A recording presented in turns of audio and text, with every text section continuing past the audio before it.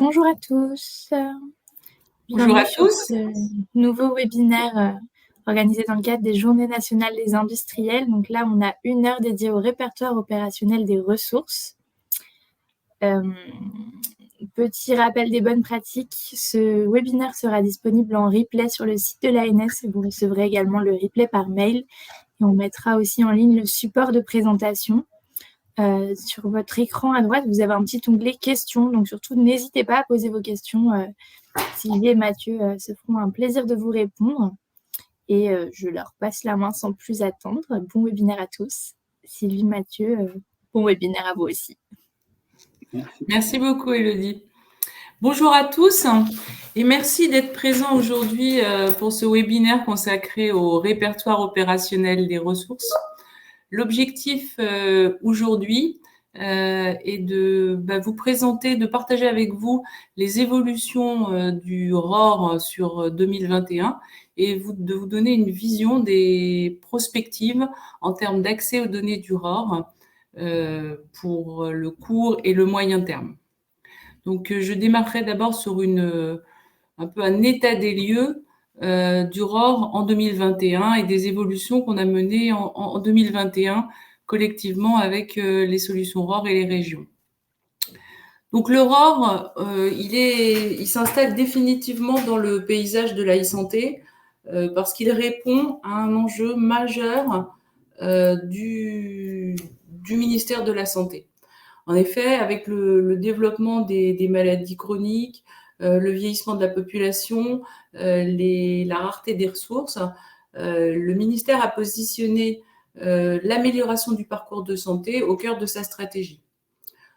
Donc, pour améliorer la fluidité et la qualité du parcours usager, il favorise d'une part des organisations particulières de type dispositif d'appui à la coordination et également il favorise le développement d'outils de type notamment service d'accès aux soins qui a été promu en 2021. Donc pour se développer, tous ces services ont besoin de connaître l'offre de santé.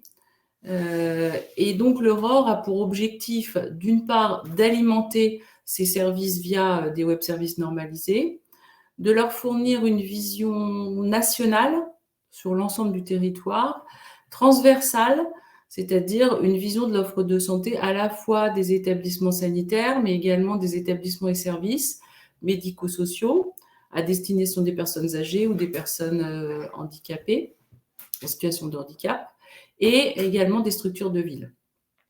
Le ROR a pour objectif également de fournir à ces services une visibilité sur la disponibilité des lits. Donc c'est la raison pour laquelle le ministère a positionné le ROR comme référentiel unique de description de l'offre et traduit cet objectif en inscrivant le ROR comme outil socle dans la doctrine du numérique en santé, ce que vous avez dû voir en lisant la doctrine du numérique en santé.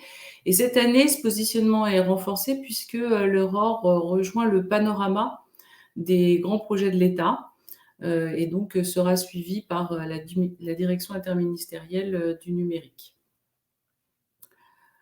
Alors, quelles sont les avancées du ROR en 2021 ? Qui dit référentiel dit avant tout peuplement des données de référence. Donc, après une période relativement ralentie due à la pandémie de Covid, le peuplement a repris très activement en 2021. Et ce qu'on constate à juin 2021, c'est que d'une part, l'offre des établissements sanitaires est bien peuplée, puisqu'on arrive à un taux de 85% de l'offre des établissements sanitaires, avec en plus une mise en qualité sur 2021 par les régions dans le cadre de la mise en œuvre du SAS. Mais c'est surtout sur le médico-social qu'on note une avancée très significative en termes de peuplement, puisque on note un bond de 20% sur le premier semestre 2020 en termes de peuplement, et on atteint un objectif à fin juin de 54% de l'offre des établissements médico-sociaux, c'est-à-dire 54% des 34 000 établissements et services médico-sociaux que qu'on compte en France.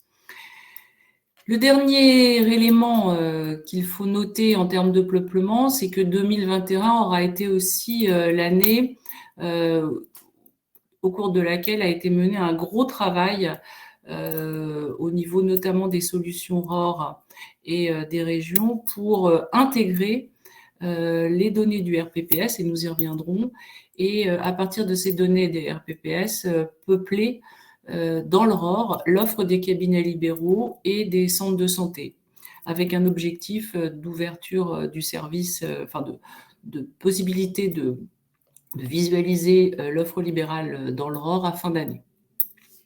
Donc une avancée significative en termes de peuplement, et on peut espérer sur l'offre médico-sociale que cette avancée importante sur 2021 se poursuive et qu'on dépasse les objectifs qui avaient été collectivement fixés à 60% à fin d'année 2021.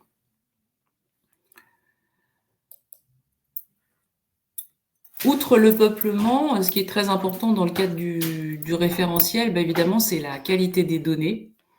Et pour travailler sur l'amélioration de la qualité des données, nous avons mis en place avec les solutions ROR et les régions une alimentation automatique par les référentiels nationaux d'identification des personnes morales, FINES, et des personnes physiques, RPPS. Donc désormais, le ROR sera directement alimenté par ces référentiels sur un ensemble de données d'identification. Et c'est sur ces données d'identification qu'on complétera ces données d'identification avec l'offre de santé. Donc c'est une étape importante, cette intégration des référentiels nationaux. En termes de qualité d'abord, parce que ça évite toutes les ressaisies et donc les erreurs possibles, mais également en termes d'interopérabilité par rapport à vos services, puisque les entités qui sont dans le ROR seront référencées de façon identique à leur référencement dans vos services si vous vous appuyez sur FINES. Mais c'est aussi très important parce que c'est une étape qui va permettre le pré-peuplement des cabinets libéraux et des centres de santé. C'est-à-dire qu'à partir des données du RPPS, le ROR va créer l'offre de santé des cabinets libéraux et avec notamment quelques données du RPPS, mais également des données qui proviennent d'Amélie sur les horaires, les numéros de téléphone, et puis aussi également par rapport aux modalités de pratique des libéraux. Donc, un effort important réalisé en 2021 pour intégrer ces référentiels d'identification nationaux. Et donc, évidemment, une continuité dans le déploiement des échanges et des flux de consommation des ROR vers les services numériques qui les consomment. Donc, on constate que actuellement, on a 3 grands types de services qui consomment les ROR régionaux. D'une part, les outils purement d'aide à l'orientation, donc de type via trajectoire, orientation sur le SSR, sur le médico-social, et également nouveau parmi depuis 2021, le service d'accès aux soins, qui est alimenté désormais par le ROR. On a aussi également des outils de coordination, qui sont plutôt des outils liés au parcours, des outils régionaux. Et on a enfin des outils liés à l'information, soit de professionnels comme des annuaires Maya, soit au grand public de type santé.fr, dont on a largement entendu parler ces derniers mois.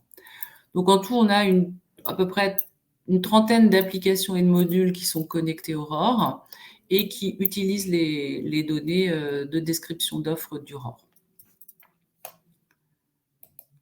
Très concrètement, compte tenu de toutes ces évolutions, un certain nombre d'entre vous souhaitent consommer les données du ROR parce que ça leur permet de déployer plus rapidement leurs services. et ce qui nécessite une amélioration, une évolution de l'architecture du ROR afin d'améliorer le service rendu. En effet, comme vous le savez, actuellement, l'architecture est une architecture distribuée, c'est-à-dire qu'il existe 2 solutions qui sont réparties sur l'ensemble des régions en France. Et lorsque l'on veut consommer, lorsqu'on veut consommer les données du ROR, eh bien, il faut consommer les données dans chacun des ROR régionaux.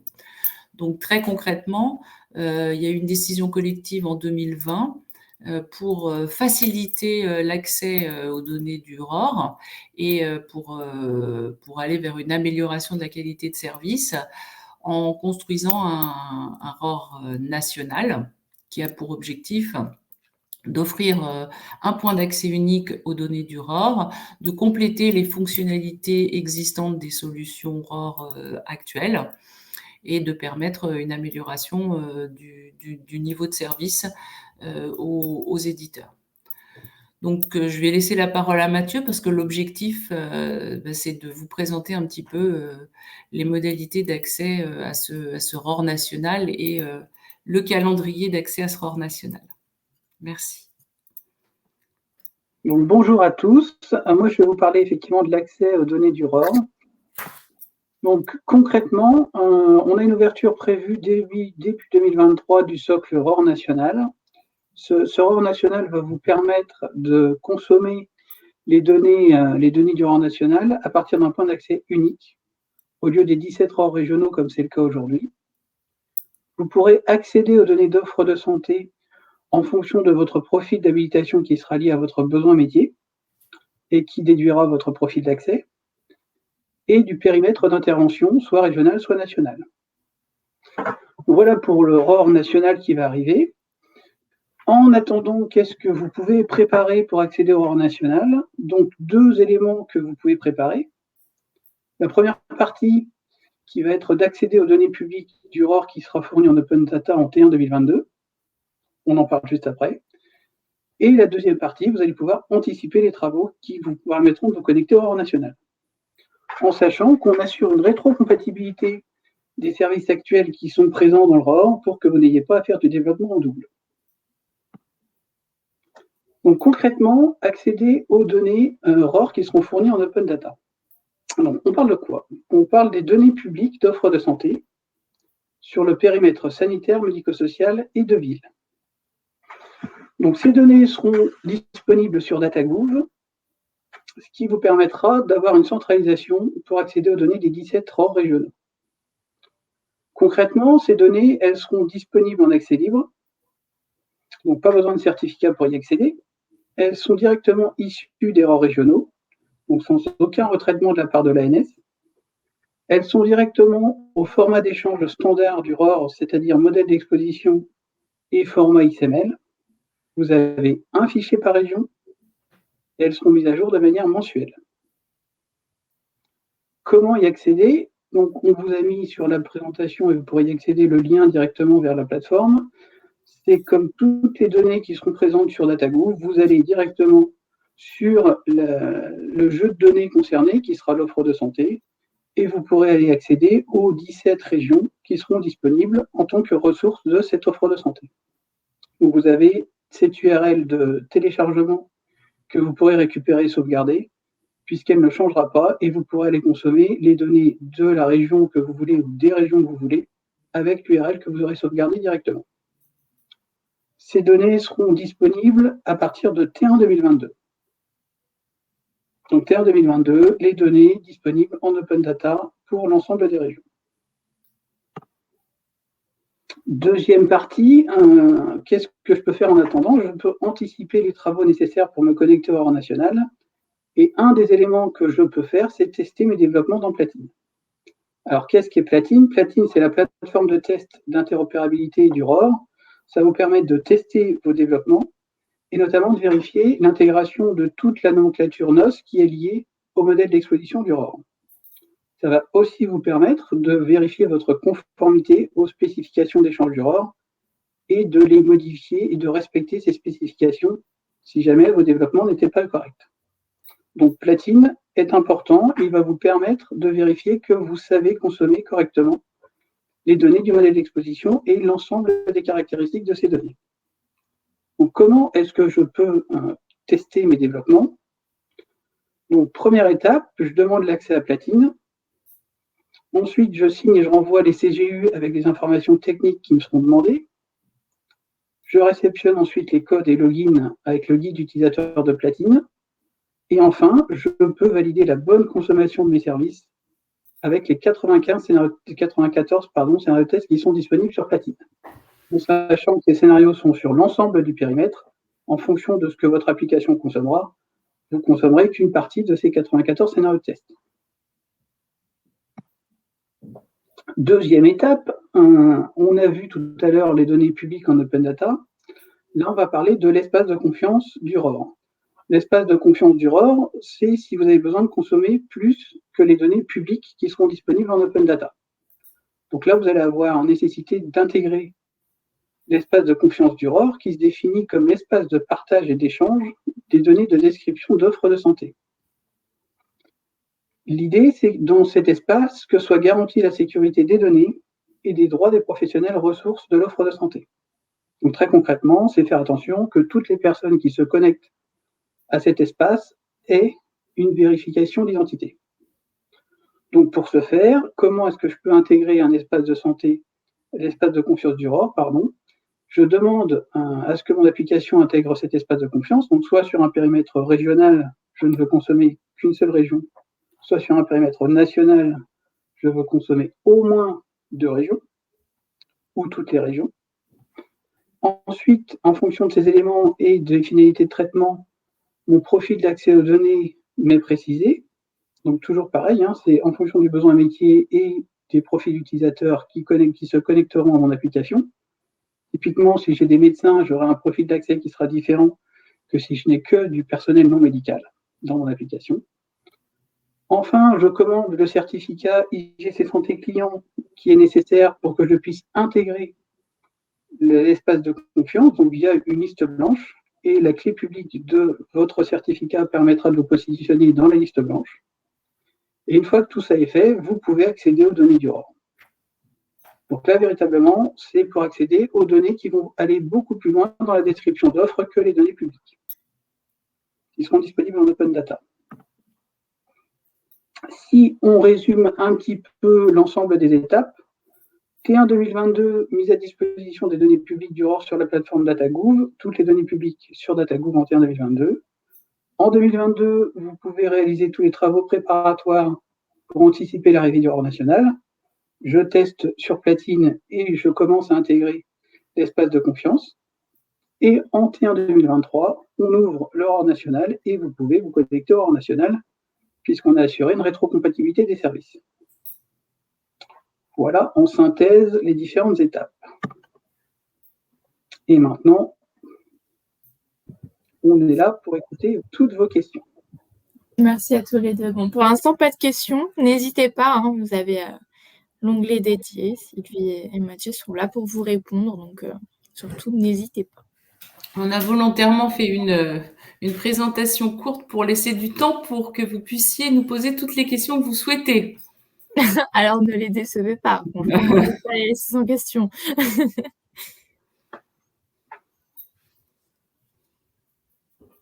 Tout était clair?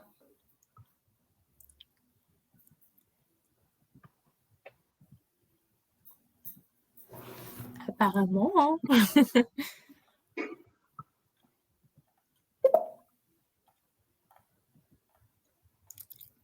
Des réactions peut-être? Oui, il y a une question. Donc, on demande l'accès à Platine ou à l'espace de confiance auprès de qui? Auprès du programme ROR. Donc, on a une adresse spécifique dédiée. On vous la précisera dans les différents éléments qu'on vous enverra. Donc, c'est ANS ROR, mais on vous précisera ça. Et c'est accessible dès maintenant, tout le détail sur le site de l'ANS dans programme ROR, programmes nationaux. Vous avez tous les détails de comment accéder aux différents éléments. Merci pour Frédéric Laurent, merci effectivement. Donc l'open data fait partie, suite au rapport Botorel, des grandes priorités de l'État et Et effectivement, on se doit d'ouvrir les données au maximum.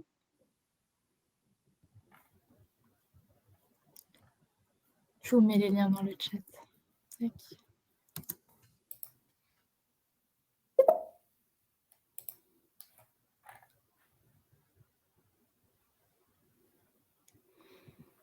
Pas d'autres questions?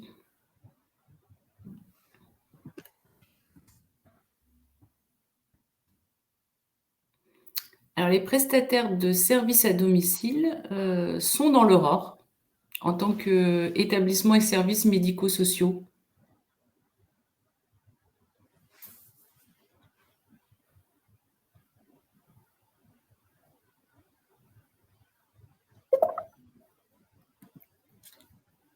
Mais vous avez le droit aussi de prendre la parole. Hein. Vous n'êtes pas obligé de passer par Alors non, le malheureusement, sur chat. Livestorm, Je vous invite à...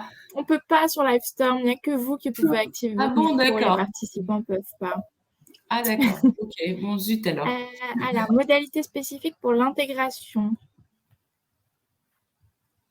J'imagine que la question est, est-ce qu'il y a des modalités spécifiques pour l'intégration dans la partie de chat?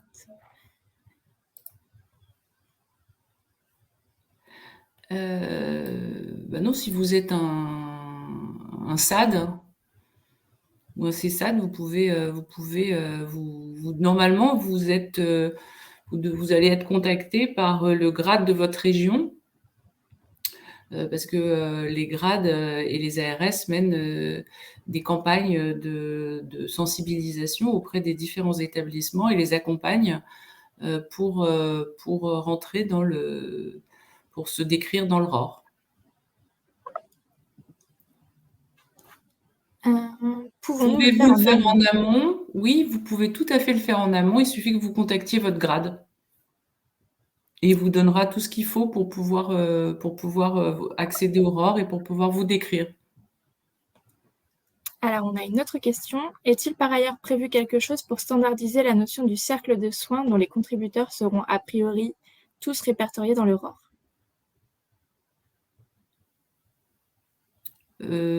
Pour l'instant, ça n'a pas été exprimé en termes de besoin de description au sein du ROR. Donc, c'est vrai que pour l'instant, on n'a pas eu de demande en ce sens. En dehors du peuplement via le RPPS, est-ce que les médecins libéraux sont amenés à renseigner des informations personnelles, des pratiques médicales ou autres?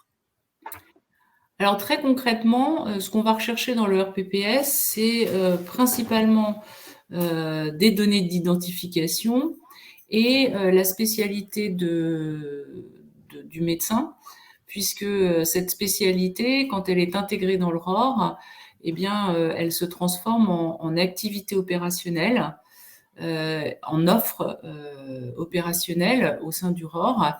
Et cette offre, elle est complétée par quelques données, je vous le disais tout à l'heure, quelques données Amélie, à savoir quel est le type conventionnement. De conventionnement, merci Mathieu. Le type de conventionnement du médecin, par exemple, ses horaires, un numéro de téléphone ou quelques informations de ce type. Et ensuite, une fois qu'on aura intégré l'ensemble des professions libérales dans le ROR sous forme de cabinets libéraux et d'offres, les médecins auront la capacité de saisir des informations sur leur pratique, en effet, des informations complémentaires sur leur pratique. Donc, ils pourront saisir des activités particulières qu'ils pourraient être amenés à faire, des actes spécifiques qu'ils seraient amenés à faire, ou même des équipements qu'ils auraient à disposition et qui d'autres de médecins de la même spécialité pourraient ne pas détenir. Et voilà. Donc, ils auront en effet une capacité à compléter les informations et à les modifier, à l'exception, évidemment, des données d'identification qui viennent du RPPS, parce que celles-là, elles sont non modifiables, puisque ça vient d'un référentiel d'identité. Alors, est-ce que c'est selon une nomenclature prédéfinie? Tout à fait. Les échanges entre l'Aurore et les services numériques consommateurs se font via ce qu'on appelle dans notre jargon un modèle d'exposition, c'est-à-dire une structure de l'offre. Et cette structure de l'offre, il y a un certain nombre d'attributs qui sont nomenclaturés, ce qui permet notamment d'avoir une homogénéité de description entre les différents établissements et aussi d'avoir une capacité de recherche rendue plus aisée du fait que tout le monde se décrit avec les mêmes nomenclatures. Et les nomenclatures, c'est le NOS dont je vous ai parlé qui est présent dans Platine. Alors, je prends la prochaine. Oui. Contrairement au service INSEE, où une certification est requise, l'accès consultation du ROR sera plus simple, me semble-t-il, comme la base RPPS. Alors, sur les données publiques, oui, mais comme on l'a vu tout à l'heure, sur les données où on aura une description plus complète de l'offre de soins, là, par contre, il faudra un certificat pour intégrer l'espace de confiance qu'on a vu tout à l'heure. Donc, oui, mais vous aurez qu'une partie de l'offre et pas la complétude de l'offre. Sinon, il faut un certificat de la même manière que les services INSEE. Donc, un certificat client qui authentifie votre application pour venir consommer le bon profil dans le ROR.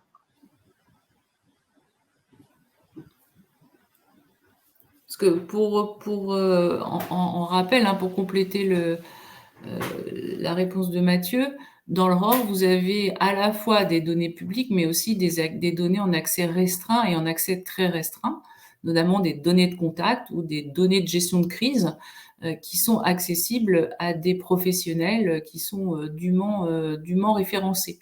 Donc, c'est pour cette raison que toutes les données ne sont pas en accès libre.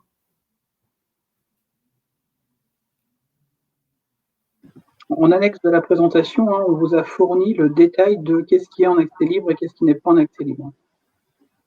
Oui, d'ailleurs, peut-être tu peux montrer le fameux modèle d'exposition. Oui, non, il est pas. Il a disparu. On le mettra en ligne sur le site de l'agence. Il a disparu. En tout cas, je vous remets dans le chat le lien vers la page du ROR sur le site e-santé. Vous pouvez trouver quelques informations dessus.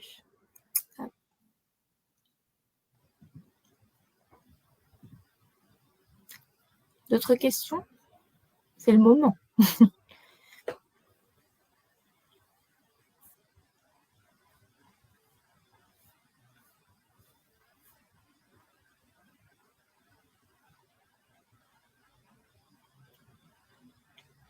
Bon, en attendant que les questions vous viennent, j'en profite. Donc, ce webinaire est organisé dans le cadre des Journées nationales des industriels. Il y a eu toute une journée hier de présentations qui seront toutes disponibles en replay. On a eu pas mal de webinaires ce matin. Il y en a encore jusqu'à 17h30 ce soir. On aura encore MS Santé, une autour de l'innovation, notamment avec Genius. On en a autour du référencement Ségur, autour, qu'est-ce qu'on a d'autre? On a à peu près toutes les thématiques couvertes par l'ANS, les actualités juridiques, les actualités européennes, on a l'outil convergence, on a l'interopérabilité.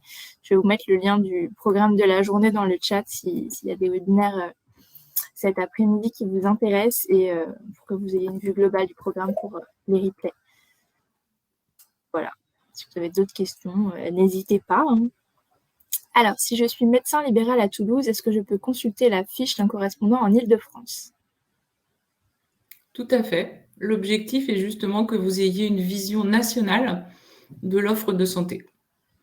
Donc, nationale et transversale, c'est-à-dire que vous ayez à la fois une vision des établissements sanitaires, des établissements médico-sociaux et des libéraux. Donc, si vous êtes médecin libéral, vous avez accès à tout ça.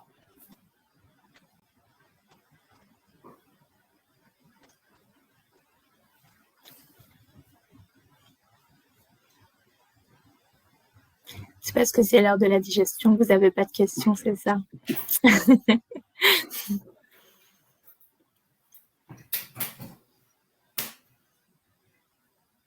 Ok, bah si tout est clair et que vous n'avez pas d'autres questions, je pense qu'on va pouvoir... Ah, Ah bah voilà, il suffisait de dire qu'on allait on passe couper. un club utilisateur. Tout à fait. Alors, il y a déjà un premier niveau de club qui a été lancé, un club partenaire, mais qui est plutôt au niveau des acteurs régionaux qui interviennent directement sur l'Aurore. Et dans un temps relativement rapproché, on va lancer, oui, un club utilisateur pour l'Aurore nationale, notamment pour avoir les retours de futurs utilisateurs et pour aider à concevoir des accès et des recherches simples.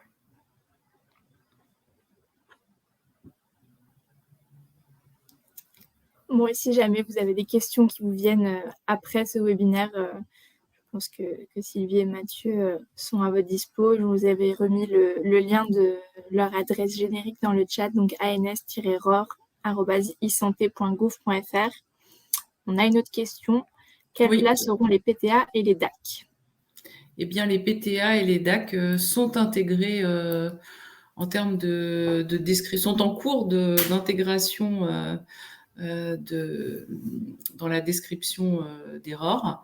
Donc, il reste encore quelques éléments à peaufiner au niveau des nomenclatures, mais elles sont décrites. Et évidemment, les DAC ont accès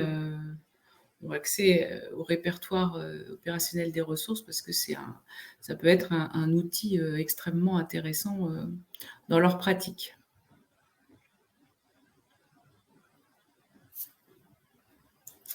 Ok, bah dans ce cas-là, je vous propose qu'on s'arrête là. Merci beaucoup Mathieu et Sylvie, c'était très clair. Merci. Voilà, bon, d'ici quelques minutes, vous allez recevoir le replay par mail. N'hésitez pas à le partager. On va mettre en ligne le support et on reste à votre écoute si besoin. Merci à tous les deux, merci à tous et puis à très bientôt. Merci à tous et n'hésitez pas à prendre contact sur notre adresse mail.